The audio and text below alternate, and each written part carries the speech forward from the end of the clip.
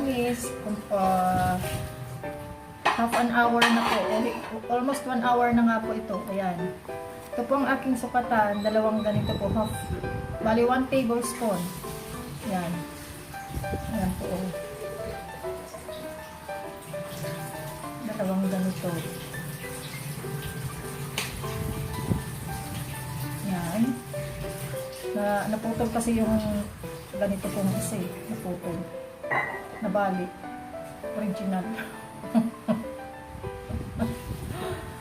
Para isang sukat po nila. Ayan. Isa yung laki nila. Ayan. Tapos, lalagyan po ng cheese. And then, sausaw sa egg. At breadcrumbs.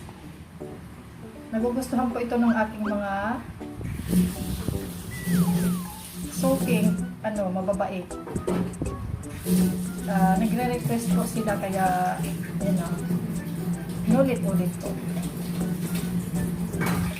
Yan po. Yan po. Bali, isang kutsara po yan. Kasi half po itong isa. Bawat isa. So, ayan. Ganyanin. Tapos,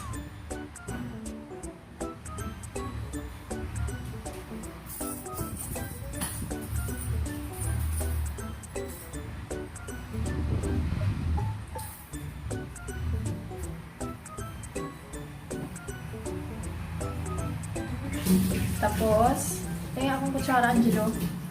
Ito, may itlog ako dito. Sausaw sa itlog. Okay. Tapos, lagay ng harina ng breadcrumbs. Yan. So, yan na po. Ganyan po ang ganun lang po ng ganun ang gagawin. Sausaw sa itlog, sausaw sa breadcrumbs. Tapos, yan. So, papakita ko po sa inyo mamaya ang proseso ng pagluto naman. So, dyan lang po kayo. Yan na po ang aking butche. Ayan. So, yan na po mga mamis. Yan, magluluto na tayo. Ito na po ang ating butche. Ayan o. Oh, diba? Ang sarap. Sweet potato balls. Ayan. Ayan na po ang ating sweet potato balls. Ayan o. Ang sarap po niya. Ayan na yung cheese niya. Ayan o. So, that's it for today mga mamis. I hope na. So, ayan na po ang ating butche. Ayan o.